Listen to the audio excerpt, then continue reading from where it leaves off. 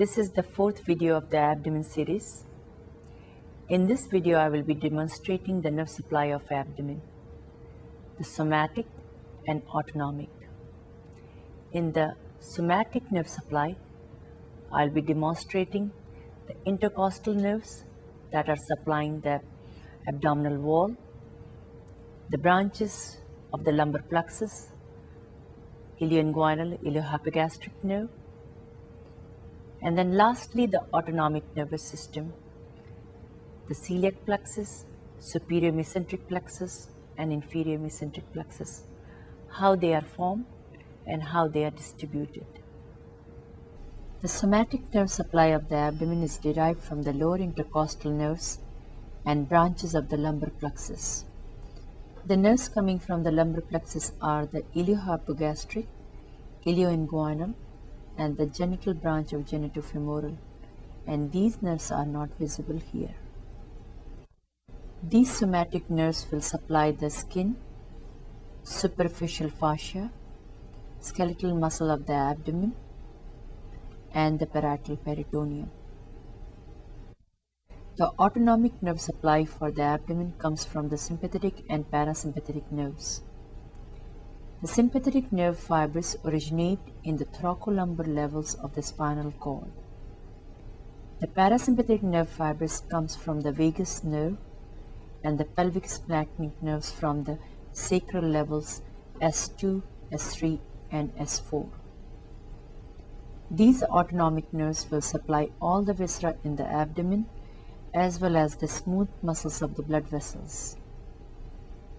The functions of the parasympathetic and sympathetic nerves are antagonistic and balance each other.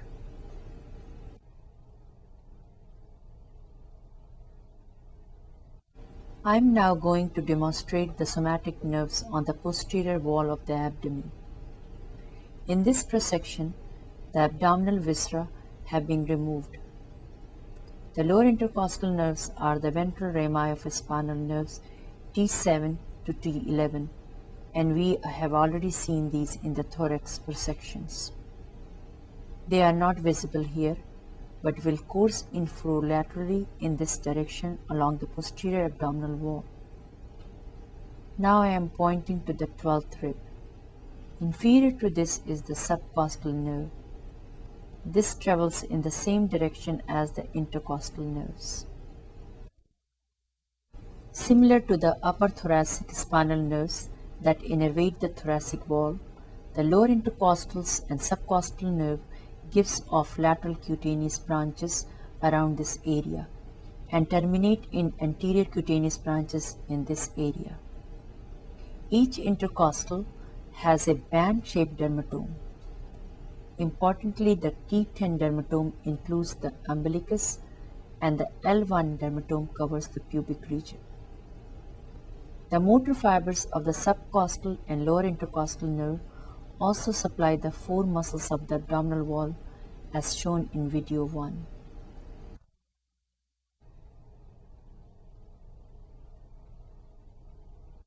This is the iliohypogastric nerve. It comes from the ventral ramus of L1. The sensory distribution of this nerve is the skin over the pubic region. Its motor fibers also innervate the muscles of the abdominal wall.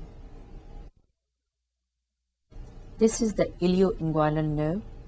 It also comes from the ventral ramus of L1. It runs over the iliac crest, passing parallel to the inguinal ligament, and travels through the inguinal canal in this area. Its sensory fibers supply the skin over the anterior part of the scrotum and root of the penis in males or labia majora in females. The motor fibers innervate the muscles of lower abdominal wall. This nerve, over the iliacus muscle, coursing along the iliac fossa, is the lateral cutaneous nerve of thigh. It receives contribution from L2, L3 spinal levels. Like its name suggests, it supplies skin over the lateral side of the thigh. I will now show the relationship of the few of the nerves of the lumbar plexus to the psoas major muscle. Starting on the medial crease of psoas muscle, this is the obturator nerve. It travels along the pelvic brim and enters the obturator foramen. This is the genitofemoral nerve coming from the L1-L2 spinal levels, lying on the surface of the psoas muscle. It divides into two branches, a genital branch and a femoral branch. The genital branch of this nerve supplies the cremastric muscle of the scrotum in males, and a sensory branch that supplies the anterior part of the scrotum. This is responsible for the cremastric reflex, as mentioned earlier in video 1 of the abdominal series. The cremastric reflex tests the L1 and L2 spinal levels. During this test, stroking the medial side of the thigh causes the retraction of the ipsilateral testicle. The femoral branch of the genitofemoral nerve provides sensory innervation over a small area of the anterior thigh. Finally, this important thick structure on the lateral crease of the psoas muscle is the femoral nerve.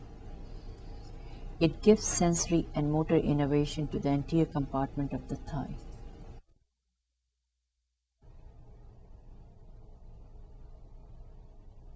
Before I introduce you to the autonomic plexus of the abdomen, let me describe the sympathetic and parasympathetic nerves, where they originate, where they are distributed, and how they reach the specific viscera in the abdomen.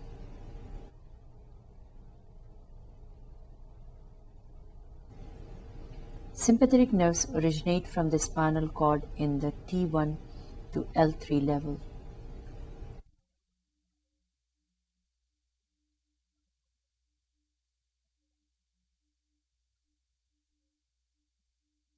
On this cross-section of a spinal cord at thoracic level, the cell bodies for these sympathetic fibers are here at the lateral horn. The preganglionic fibers then pass from the ventral root and reach the spinal nerve. These fibers will pass to the sympathetic chain via the white rami communicans. The right and left sympathetic chains runs on the either side of the vertebral column, and each consists of chains of ganglion connected by nerve fibers. The chain extends from the skull to the coccyx. There are 3 cervical ganglia in the neck, 11 thoracic in the thoracic cavity shown here, 4 lumbar in the abdomen, and 4 sacral in the pelvic cavity. Here on this model of the pelvis, we can see the lower part of the right and left sympathetic chain with sacral ganglia. These 2 chains meet at the coccyx, and the united ganglion is called as ganglion impar. I would like to introduce the splanchnic nerves before I demonstrate the greater, lesser, and least splanchnic nerves. The word splanchnic means hollow viscera, and they are called this because they supply all the viscera in the abdominal and pelvic cavities. They always carry exclusively autonomic fibers. There are thoracic splanchnics, lumbar, sacral, and pelvic splanchnics. The thoracic, lumbar, and sacral splanchnics carry sympathetic fibers, while the pelvic splanchnics carry parasympathetic fibers. Here is the greater splanchnic nerve. It is formed by multiple contribution from the sympathetic trunk from cord level T5 to T9 inside the thoracic cavity. It passes through the crus of the diaphragm. Its preganglionic fibers synapse at the celiac ganglion and other unknown ganglion in the celiac plexus. It innervates the walls of the abdominal aorta and the viscera that are supplied by celiac plexus. The lesser splanchnic nerves are formed by the contribution from T10, T11 parts of the sympathetic trunk inside the thoracic cavity. It also passes through the crus of diaphragm and contributes to the celiac plexus. The least splanchnic nerves are not visible here. They come from the T12 level of the sympathetic chain. They contribute to the renal plexus. The lumbar splanchnics coming from the lumbar part of the sympathetic trunk are not visible here. These are the sacral splanchnics coming from the sacral part of the sympathetic chain, and these contribute to the superior and inferior mesenteric plexus. They also contribute to superior and inferior hypogastric plexus.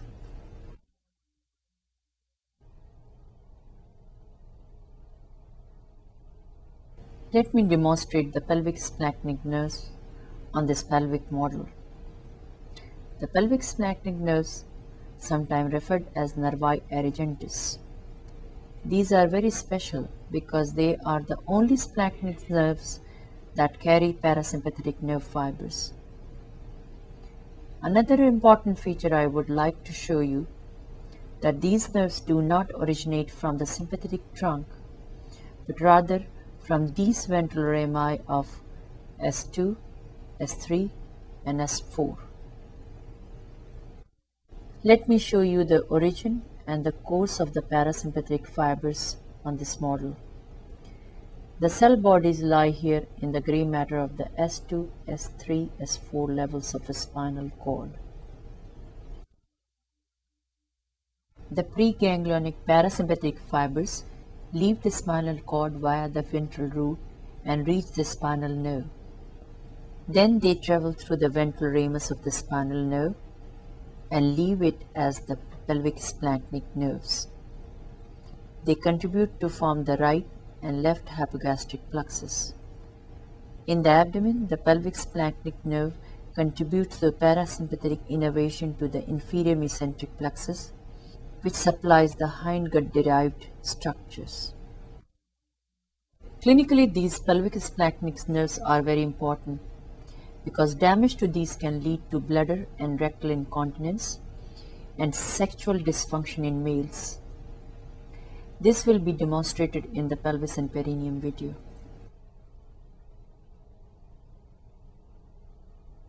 On this prosection, I am going to demonstrate the pre-aortic autonomic plexuses.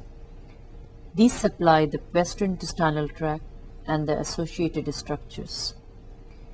These plexuses are not present here, but I will show you the position of each plexus. There are the celiac plexus, superior mesenteric plexus, and inferior mesenteric plexus.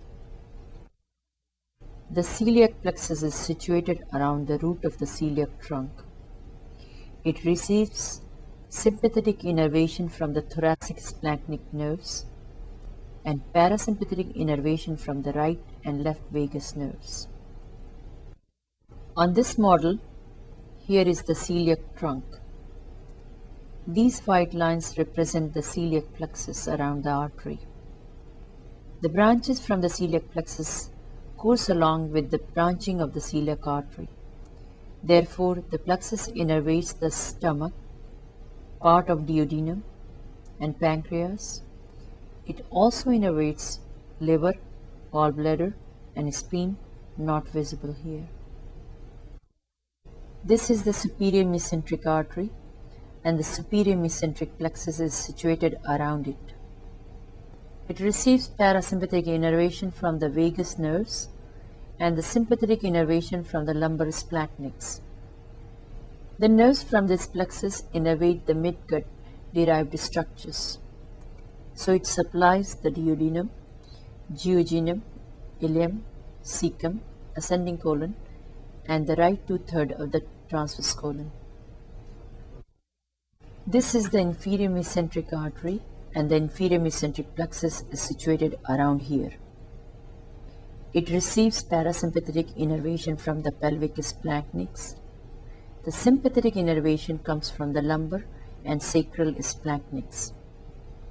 This plexus innervates the hindgut-derived structures.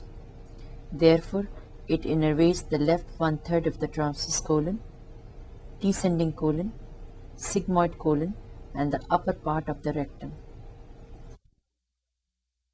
Note that the parasympathetic innervation to the right two-thirds of the transverse colon is provided by the vagus nerve, and then the parasympathetic innervation changes to pelvic splanchnics in the left one-third of the transverse colon.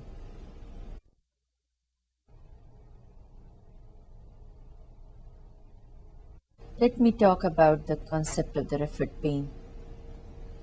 Referred pain can be described as when pathology is in one region of the body and the pain is experienced in another region of the body.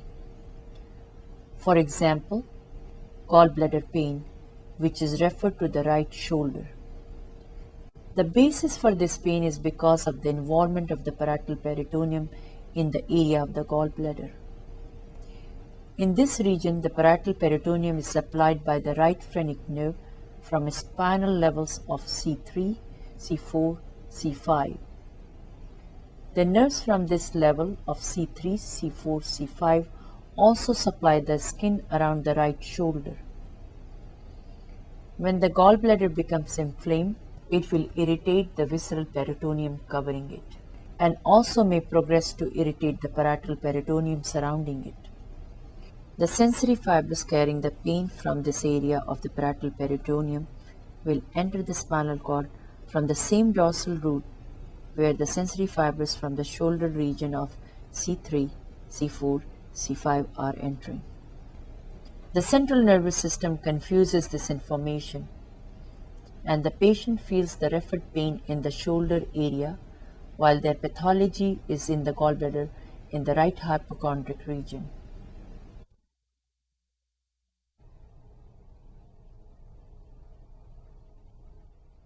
Now I will explain the difference between somatic and visceral pain with the example of appendicitis. In appendicitis, there is dull pain at the onset, and then it becomes sharp and excruciating at later stages. The reason for this is that initially when the appendix gets inflamed, it involves the visceral afferent nerves from appendix and its visceral peritoneum. These nerves carry the pain to the central nervous system, and that is perceived as dull, vague pain around the umbilicus. As the inflammation progresses, it starts involving the parietal peritoneum overlying the appendix. This peritoneum is supplied by somatic nerves. Once these nerves are involved, the characteristic of the pain changes to sharp, excruciating, and becomes localized to the area around the appendix, which is clinically known as McBurney's point on the surface of the abdomen.